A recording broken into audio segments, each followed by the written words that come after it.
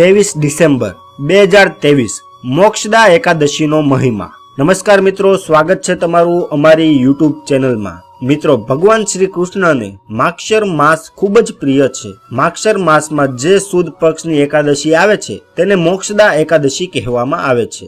મોક્ષદા એકાદશીનો મહત્વ છે મોહનું નાશ કરવું। શાસ્ત્રો મુજબ જે વ્યક્તિ મોક્ષદા એકાદશીને વ્રત કરે છે અથવા તેની કથા સાંભળે છે તેને મોક્ષની પ્રાપ્તિ થાય છે। આ એકાદશીને મોક્ષ એકાદશી પણ કહેવામાં આવે છે। મોક્ષદા એકાદશીના દિવસે શ્રી હરિ વિષ્ણુ ભગવાનનું પૂજન કરવામાં આવે છે અને શ્રી કૃષ્ણના આશીર્વાદ પ્રાપ્ત કરવામાં આવે છે। અને ખાસ કરીને આ એકાદશીના દિવસે ગીતા જયંતિ પણ ઉજવવામાં આવે છે। ભગવાન શ્રી કૃષ્ણએ જે ઉપદેશો આપ્યા છે, મહાભારતની લડાઈમાં જીત પ્રાપ્ત કરવા માટે, મનુષ્યનું જીવન શુદ્ધ કરવા માટે જે ઉપદેશ શ્રી કૃષ્ણ ભગવાને અર્જુનને આપ્યા છે અને ધૃતરાષ્ટ્ર રાજાને સંભળાવ્યા છે, એ ઉપદેશોને આજે આપણે ગીતા દ્વારા સાંભળી શકીએ છીએ। આજના દિવસે આપણે ગીતા જયંતિ એટલે કે ગીતાજીનો જન્મ ઉજવવામાં આવે છે। એટલા માટે આ એકાદશી ખૂબ જ લાભદાયક છે। કર્મ બંધન માંથી મુક્ત કરનારી આ એકાદશી છે અને સાથે જ શ્રી હરિ વિષ્ણુ ભગવાનની કૃપા પ્રાપ્ત થાય છે। મિત્રો, આ વખતે મોક્ષદા એકાદશી 23 ડિસેમ્બરમાં મનાવવામાં આવશે। જે પણ વ્યક્તિ મોક્ષદા એકાદશીનું વ્રત કરવા માંગે છે તેઓ મિત્રો આજના દિવસે તમારે વહેલું સવારે ઉઠવાનું છે, ગંગા સ્નાન કરીને શ્રી હરિ વિષ્ણુ ભગવાનની પૂજા આરાધના કરવી જોઈએ। આજના દિવસે વિષ્ણુ ભગવાનના ચરણોમાં તુલસીના પાન અર્પણ કરવા જોઈએ। ભગવાનને માખણ મિશ્રીનો ભોગ લગાવવો જોઈએ। આજના દિવસે વિષ્ણુ ભગવાનની પૂજા આરાધના કરવી જોઈએ અને સંકલ્પ કરવો જોઈએ એકાદશીના વ્રતનું કે તમારે નકોડા વ્રત રાખવો છે અથવા તો એક ટાઈમ ભોજન કરવું છે। તમારે કઈ રીતના વ્રત રાખવાનો છે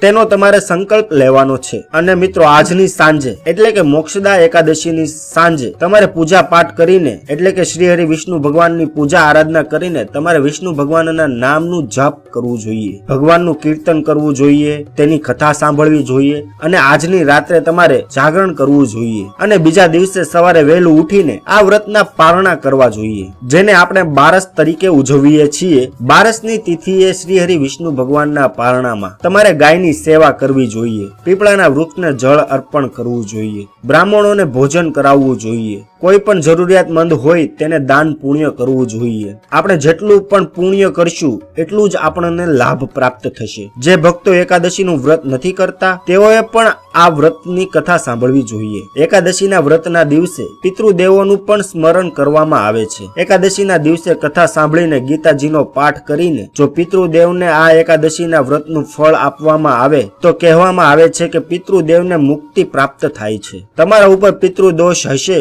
તો તે પણ હટી જશે અને તમારા જીવનમાં સુખ સમૃદ્ધિ આવશે। કોઈ પણ પ્રકારના દુઃખ રહેતા નથી। મિત્રો, એકાદશીના દિવસે ખાસ નિયમો પાળવા જોઈએ। આ દિવસે રાંધેલો ભાત ન ખાવો જોઈએ, લસણ ડુંગળી ન ખાવી જોઈએ, ઘરની સફાઈ ન કરવી જોઈએ અને કોઈના વિશે ખરાબ વિચારવું ન જોઈએ। આજના દિવસે તમારે માંસ મદિરાનું સેવન ન કરવું જોઈએ, વિષ્ણુ સહસ્ત્રનું નામ પાઠ સાંભળવું જોઈએ। આજના દિવસે ગીતા જયંતિ છે એટલા માટે આજના દિવસે ગીતાજીનો પાઠ સાંભળવો જોઈએ, તે ઉત્તમ ફળ પ્રાપ્ત કરાવે છે। આજના દિવસે એટલે કે એકાદશીના દિવસે આપણે જેટલા પણ પ્રભુની નજીક રહીશું તેટલું પુણ્ય પ્રાપ્ત થશે। મિત્રો, આજના દિવસે તમારે સાંજના સમયે પૂજા પાઠ કરીને ગાયને 2 રોટલી ખવડાવવી જોઈએ, ગાયની પૂજા પાઠ કરવી જોઈએ, માં તુલસીની પૂજા આરાધના કરવી જોઈએ। મિત્રો, આવું કરવાથી શ્રી હરિ વિષ્ણુ ભગવાન પ્રસન્ન થશે અને શ્રી હરિ વિષ્ણુ ભગવાનના આશીર્વાદ તમારી ઉપર બન્યા રહેશે। તમારા જીવનમાં કોઈ પણ પ્રકારના દુઃખ હશે તો તે ચાલ્યા જશે, ધન ધાન્યના ભંડારો ભરાઈ જશે। મિત્રો, આ હતો